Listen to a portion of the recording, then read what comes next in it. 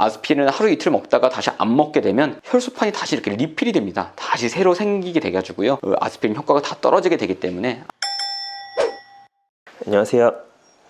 24시간 365일 뇌를 지키는 대한뇌졸중학회 채널입니다. 저는 중앙대학교 광명병원 신경과에서 근무 중인 배정훈이라고 합니다. 저는 중앙대학교 광명병원 신경과에서 근무 중인 유준상입니다. 오늘은 어떤 뇌경색의 여러 가지 치료 중에서 항혈전제라고 부르는 그런 약제에 대해서 좀 설명을 부탁드리려고 하는데요. 어떤 약물이 있는지, 그 약은 어떤 것인지 한번 좀 설명을 부탁드리겠습니다. 약물 치료의 대표적인 것이 이제 항혈전제가 제일 중요하다고 말씀드릴 수 있을 것 같습니다. 그래서 오늘은 저는 항혈전제 중에서 항혈소판제 약제에 대해서 제가 간단하게 설명드리려고 하는데요. 약들 보면 너무 이름도 복잡하고 어떤 약 드시는지 되게 헷갈리실 것 같습니다. 되게 약이 다양한데 신경과 의사 입장에서는 요럴 때 이 약 쓴다, 저럴 때 이런 약을 쓴다 이렇게 나눠져 있어서 크게 나누면 일단 심장 때문에 생긴 뇌경색이 아니라면 일반적으로는 저희가 혈관 협착, 동맥 경화, 작은 혈관이 막혀서 생기는 그런 일반적인 뇌경색일 때는 항혈소판제라는 약을 사용하게 됩니다. 그래서 제가 말씀드릴 주제는 항혈소판제입니다.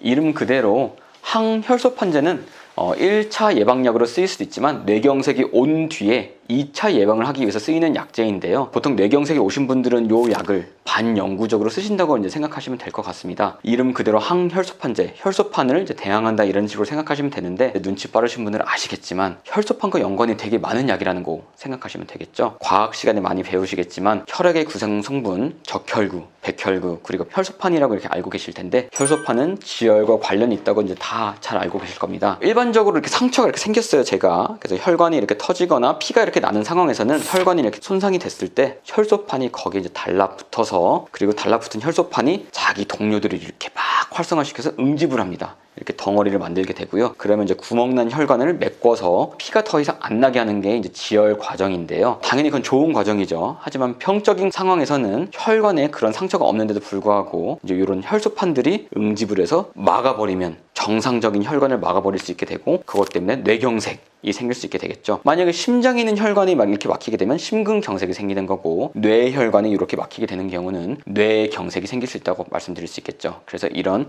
허혈 사건을 유발할 수 있는데, 이런 약제를 써서 더 이상 이런 것들이 진행하지 않을 수 있게, 재발하지 않을 수 있게, 더 나빠지지 않을 수 있게 하는 게 혈소판제라고 생각하시면 될 것 같습니다. 그래서 이 혈소판이 어떻게 작용하는지 간단하게 설명드리면요, 아까 말씀드린 것처럼 혈관벽이 손상됐을 때 거기에 달라붙고 서로 다른 혈소판들을 이렇게 모아서 활성화된 다음에 응집이 되고, 그게 이제 마개를 만들어서 이렇게 막는다, 이렇게 생각하시면 될 것 같은데요. 요 항혈소판제는 이런 혈소판을 억제를 시킵니다. 억제를 시켜서 혈소판들끼리 응집이 되지 않을 수 있게 저희가 이렇게 약제를 써서 더 커지지 않게, 날아가지 않게 그렇게 하는 약이라고 생각하시면 될 것 같습니다. 그래서 혈전 형성과 활성화가 중요한 기전이어서 이 부분을 억제하는 약을 많이 쓰게 되는데요. 제일 대표적으로 쓰는 약은 아스피린이에요. 그래서 뇌경색 환자분들은 약제를 찾아보시면 거의 10분 중에서 8분 정도는 아스피린을 복용하고 계신 걸 확인할 수 있을 겁니다. 이 아스피린 되게 오래전부터 나왔던 약이기도 하고요. 그만큼 연구 결과도 많고 그거에 대한 부작용도 다 잘 알려져 있고 효과 면에서도 이미 다 입증이 됐기 때문에 저희 의사들 입장에서도 사용하기 정말 좋아하는 그런 약제라고 볼 수 있습니다. 아스피린은 혈소판에 있는 콕스1이라는 고리산소화 효소라는 게 있습니다. 그거를 차단을 시킵니다. 차단을 시키면 이제 거기서 A2 트롬복세인이라는 물질을 형성하는 것을 막아줍니다. A2 트롬복세인이 형성을 막게 되면 혈소판끼리 응집을 못하게 되는데요. 그렇게 해서 혈소판이 응집이 막게 되면 지혈이 잘 안 되게 되고, 아스피린 드신 분들은 멍도 잘 들게 되고 피가 나게 되면 잘 지혈이 안 되는 그런 부작용도 있게 되는데, 물론 그럴 수 있지만 혈전이 더 커지거나 혈전이 날아가거나 하는 걸 방지할 수 있기 때문에 뇌경색 환자분들에서는 그런 부작용을 감수하고 저희가 이런 약제를 쓰게 됩니다. 콕스1이라는 거를 영구적으로 저희가 손상을 시키게 되는데요. 혈소판 수명이 8일에서 열흘 정도밖에 되지 않아서 아스피린을 하루 이틀 먹다가 다시 안 먹게 되면 혈소판이 다시 이렇게 리필이 됩니다. 다시 새로 생기게 돼가지고요. 아스피린 효과가 다 떨어지게 되기 때문에 아스피린 약제를 드시는 분들은 계속 드시는 게 되게 중요합니다. 왜냐면 혈소판은 골수에서 계속 생성이 되는 거고요. 8일에서 열흘이 되면 모두가 다 교체가 되기 때문에 아스피린 약제를 먹다가 안 먹게 되면 아스피린 효과는 금방 다 떨어지게 되고요. 좀 특이점을 말씀드리면, 이게 다른 이부프로펜 같은, 특히 진통소염제 엔세이즈라고 하죠. 진통소염제랑 이제 같이 투약을 하게 되면 아스피린 효과가 조금 떨어질 수 있다고 돼 있어서, 특히 이제 뇌경색 환자분들은 연세가 많으셔서 무릎도 아프고 어깨도 아프고 통증이 있으신 분들이 많은데, 이런 이제 장기적으로 드시는 진통소염제를 드실 때는 아스피린 효과가 조금 떨어질 수 있다, 정도 알고 계시면 될 것 같습니다. 아스피린 다음으로 제일 저희가 많이 사용하는 건 클로피도그렐이라는 약을 제일 많이 씁니다. 특히 급성기 때는 아스피린이랑 클로피도그렐 두 가지를 같이 저희가 써서 강력하게 뇌경색을 예방하고 재발하는 걸 방지하려고 합니다. 혈소판에 있는 P2Y12라는 수용체가 있는데요. 거기에 이렇게 결합을 해버립니다. 약제가. 그러면 ADP라는 영양 물질이 있는데 그 물질이 거기에 원래 결합을 해야 되는데 결합을 못하고 떠돌게 되겠죠. 결합을 원래는 거기에 하게 되면 혈소판이 활성화가 되면서 혈소판이 응집이 되는 건데, 역시나 이 약제를 쓰게 되면 이 P2Y12라는 수용체에 결합을 해버려서 ADP라는 물질이 결합을 못하게 되니까 혈소판이 활성화되지 않게 되고 응집이 안 되게 저희가 이렇게 하는 겁니다. 아스피린이랑 다른 기전을 보이고 있죠. 그래서 다른 방법으로 혈소판의 활성화와 응집을 막는다 정도 알고 계시면 될 것 같습니다. 요 비슷한 기전으로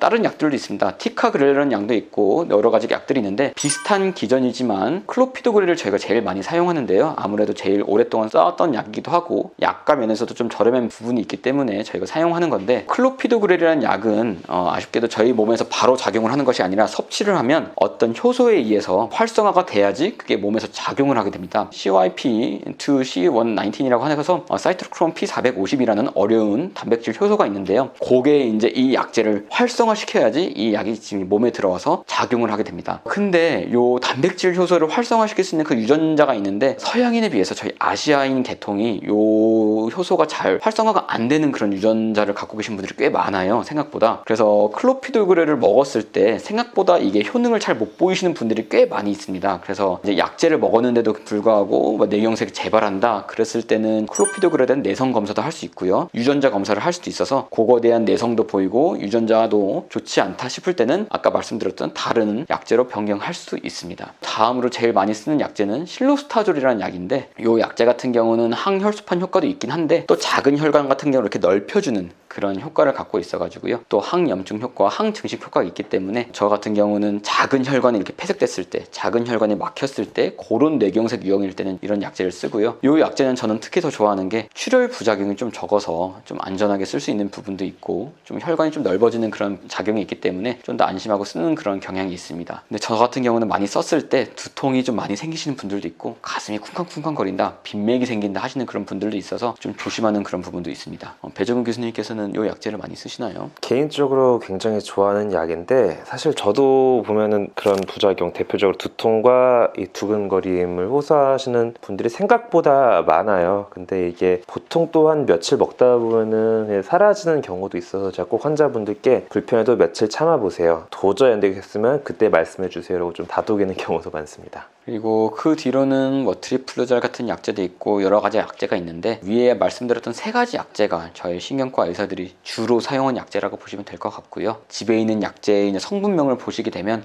여기서 이런 약을 썼구나 이렇게 알고 계시면 될 것 같습니다. 요걸 하나만 쓰는 건 아니고요, 두 가지까지 쓸 때도 있고 정말 특수한 경우에는 막 세 가지까지 섞어서 쓰는 경우도 있는데, 영원히 계속 그렇게 많이 쓰는 건 아니고 상황에 따라서 저희가 하나로 줄이기도 하고 약제를 줄이기도 하기 때문에 혹시 이제 진료를 보고 계신다면 약제 변동 예정은 없는지 한번 여쭤보시는 것도 괜찮을 것 같습니다. 항혈소판제 중에서 이렇게 먹는 약도 있지만 맞는 주사제도 있어요. 사실 맞는 주사제는 집에서는 맞을 수 없고 입원 도중에 꼭 필요한 경우에 맞는 경우도 있는데, 대표적으로 이렇게 뇌경색 치료를 할 때 아까 시술도 할 수 있다고 했는데, 시술할 때 스텐트 같은 거 넣으면 그 스텐트가 좁아진다 그럴 때 제가 응급으로 주사를 맞기도 합니다. 그리고 아까 앞서서 심장에 의한 뇌경색이 아닌 그런 경우에 이런 항혈소판제를 쓴다고 말씀드렸는데, 심장 때문에 생겼다, 뭐 예를 들어 부정맥 때문에 생겼다, 아니면 심장이 안 좋아서 혈전이 날아간 거다, 그럴 때는 앞서 말씀드린 약제가 아니라 다른 약제도 쓰기도 합니다. 저희가 그런 항응고제라고 말씀드리는데, 내가 봤던 약은 분명히 설명드린 내용 중에 거의 없어요 이렇게 생각하지 마시고, 그런 경우에는 다른 요인에 의한 뇌경색이기 때문에 이래서 이렇게 썼다 정도 알고 계시면 될 것 같고요. 그렇기 때문에 저희는 이제 환자분들이 입원했을 때 뇌경색인데 왜 심장 초음파느냐, 막 부정맥 검사를 하냐 이렇게 생각할 수 있겠지만, 이런 약제를 다른 걸 써야 될 수도 있기 때문에 저희가 심장 검사까지도 해서 혹시 심장에서 날아간 건 아닌지 확인해 보는 절차다 정도로 알고 계시면 될 것 같습니다. 각 약제는 장단점이 있고요, 기전 차이가 있기 때문에 이런 경우는 이런 약을 쓰기도 하고 저런 경우에는 저런 약도 쓰기도 하는데요, 그런 것들은 이제 의료진과 상담을 하면서 약제를 설정하시면 될 것 같습니다. 오늘 영상이 도움이 되셨다면 뇌졸중 학회 유튜브 채널